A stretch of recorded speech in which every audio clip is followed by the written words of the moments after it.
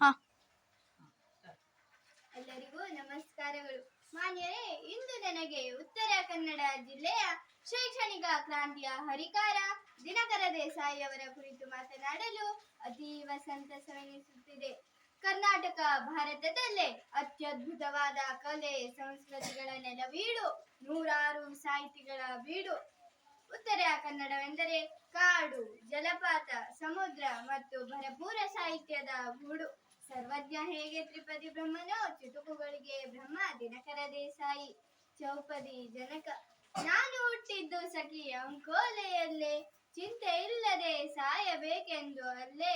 ಅಂಕೋಲೆ ಎಂಬುದು ಕನ್ನಡದ ಕಡಲು, ಈ ಕಡಲಿನೊಳಗಿರಲಿ ದಿನಕರನ ಒಡಲು ಎಂದು ಹೇಳಿದ ದಿನಕರ ದೇಸಾಯಿಯವರು 1909 ಸೆಪ್ಟೆಂಬರ್ 10ರಂದು ದತ್ತಾತ್ರೇಯ ದೇಸಾಯಿ ಮತ್ತು ಅಂಬಿಕಾರವರ ಪುತ್ರನಾಗಿ ಜನಿಸಿ ಪ್ರಾಥಮಿಕ ಶಿಕ್ಷಣವನ್ನು ಅಲಗೇರಿಯಲ್ಲಿ ಮುಗಿಸಿದರು.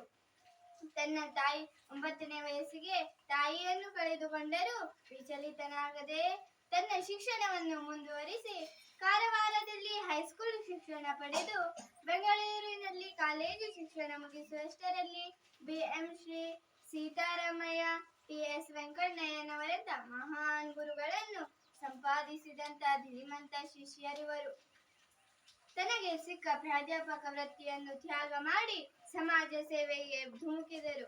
ಬಹುಮುಖ ಪ್ರತಿಭೆಯ ದಿನಕರರು ಕವಿ, ಸಾಹಿತಿ, ವಿಮರ್ಶಕ, ಪತ್ರಕರ್ತ, ಕಾರ್ಮಿಕ ಮುಖಂಡ, ರಾಜಕಾರಣಿ, ಸಮಾಜವಾದಿ, ಮಹಾನ್ ಚೇತನ. ಸಾಮಾಜಿಕ ವಿಚಾರವಾಗಲಿ, ರಾಜಕೀಯ ವಿಚಾರವಾಗಲಿ, ಪರಿಸರದ ವಿಚಾರವಾಗಲಿ, ಶಿಕ್ಷಣವನ್ನಾಗಲಿ, ಜೀವನದ ಶೈಲಿಯನ್ನಾಗಲಿ ಸರಿ ಎನ್ನಿಸದನ್ನ ಟೀಕಿಸದೇ ಇದ್ದವರಲ್ಲ. ಹುಟ್ಟ ಹೋರಾಟಗಾರರಾದ ಇವರು ಭ್ರಷ್ಟ ರಾಜಕಾರಣಿಗಳನ್ನು ಬಟಾಬಯಲು ಮಾಡಿ, ಅಲಲಲ ಕೇಳೋ ಮಗನೇ ಪೌರುಷದ ಸುದ್ದಿ, ಎಷ್ಟು ಮಂದಿಗೆ ಉಂಟು ಈ ತರದ ಬುದ್ಧಿ. 10 ವರ್ಷದ ಹಿಂದೆ ಇತ್ತು ಲಂಗೋಟಿ, ಇವತ್ತು ನೋಡಿದರೆ ಬರೀ 10 ಕೋಟಿ. ಸ್ವತಃ ತಾನೇ ಸಂಸದನಾದರೂ ಸಾರ್ವಜನಿಕ ಸಾರಿಗೆಯನ್ನೇ ಬಳಸಿದವರು. ಉಸಿರುಗಟ್ಟಿಸುವ ರಾಜಕೀಯ ವಾತಾವರಣದಿಂದ ಬೇಸತ್ತು ದೂರ ಸರಿದು ಶಿಕ್ಷಣದಲ್ಲಿ ಕ್ರಾಂತಿ ಎಬ್ಬಿಸಿದವರು.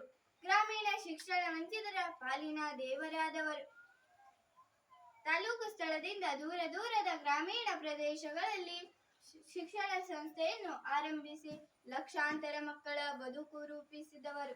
ಯಾರೋ ಒಬ್ಬರು ಅವರಿಗೆ ಕೇಳಿದರಂತೆ, ನೀವೇಕೆ ಕಾರು ತಗೋಬಾರದು ಎಂದಾಗ, ನಾನು ಸಾಧಾರಣ ಮನುಷ್ಯ, ನನಗೇಕೆ ಕಾರು ಬಾರು? ಕಾರು ಕೊಳ್ಳುವ ಆಸೆಯೂ ನನಗಿಲ್ಲ, ಅನಿವಾರ್ಯತೆಯೂ ಇಲ್ಲ. ಹಣ ವ್ಯರ್ಥ. ಕಾರಿಗೆ ಕೊಡುವ ಹಣದಲ್ಲಿ 2 ಶಾಲೆಗಳನ್ನು ತೆರೆಯಬಹುದು. ಇದರಿಂದ 100-200 ಶಿಕ್ಷಣ ಪಡಿತಾರೆ. ಮಕ್ಕಳು ಕಾಲ್ನಡಿಗೆಯಿಂದ ತಾಲೂಕು ಸ್ಥಳಕ್ಕೆ ಶಾಲೆಗೆ ಹೋಗುವುದನ್ನು ತಪ್ಪಿಸಿ ಅಲ್ಲಲ್ಲೇ ಶಾಲೆ ತೆರೆದ ಆಪದ್ ಬಾಂಧವ ಬಡ ಜನರಿಗೆ ಗಗನ ಕುಸುಮವಾಗಿದ್ದ ಅಂದಿನ ಬ್ರಿಟಿಷ್ ಶಿಕ್ಷಣ ಕಾಲದಲ್ಲಿ ಹುಲ್ಲು ಕಡ್ಡಿಯಾಗಿ ನಿಂತವರು. 1953ರಲ್ಲಿ ಕೆನರಾ ವೆಲ್ಫೇರ್ ಸೊಸೈಟಿ ಎಂಬ ಶಿಕ್ಷಣ ಸಂಸ್ಥೆಯನ್ನು ಹುಟ್ಟುಹಾಕಿದರು. ಇದರ 42 ಸಂಸ್ಥೆಗಳು ಇಂದಿಗೂ ಕೂಡ ಅವರ ಆದರ್ಶವನ್ನು ಮುಂದುವರಿಸಿಕೊಂಡು ಬಂದಿವೆ. 27 ಜನತಾ ವಿದ್ಯಾಲಯಗಳು ತೆರೆದರು. ಅಂಕೋಲೆಯಲ್ಲಿ ಗೋಖಲೆ ಕಾಲೇಜನ್ನು ತೆರೆದರು. ಕನ್ನಡ, ಕೊಂಕಣಿ, ಇಂಗ್ಲಿಷ್ಗಳಲ್ಲಿ ಒಟ್ಟು 12 ಕೃತಿಗಳನ್ನು ರಚಿಸಿ ಸಾಹಿತ್ಯಕ್ಕೆ ಕೊಡುಗೆ ನೀಡಿದವರು. ಕರ್ನಾಟಕ ಸಾಹಿತ್ಯ ಅಕಾಡೆಮಿ ಪ್ರಶಸ್ತಿಗೆ ಭಾಜನರಾದರು. ಅವರು ಭೌತಿಕವಾಗಿ ಅಸಂಗತರಾದರೂ ಜನಮನದಲ್ಲಿ ತಮ್ಮ ಸಾಧನೆಗಳಿಂದ ಅಜರಾಮರರಾಗಿದ್ದಾರೆ. ಹೋರಾಡಬೇಕು ಸಖಿ ಬಡ ಜನರಿಗಾಗಿ, 2 ಹೊತ್ತಿಗೆ ಸಿಗಲಿ ಸಾಕಷ್ಟು ರಾಗಿ.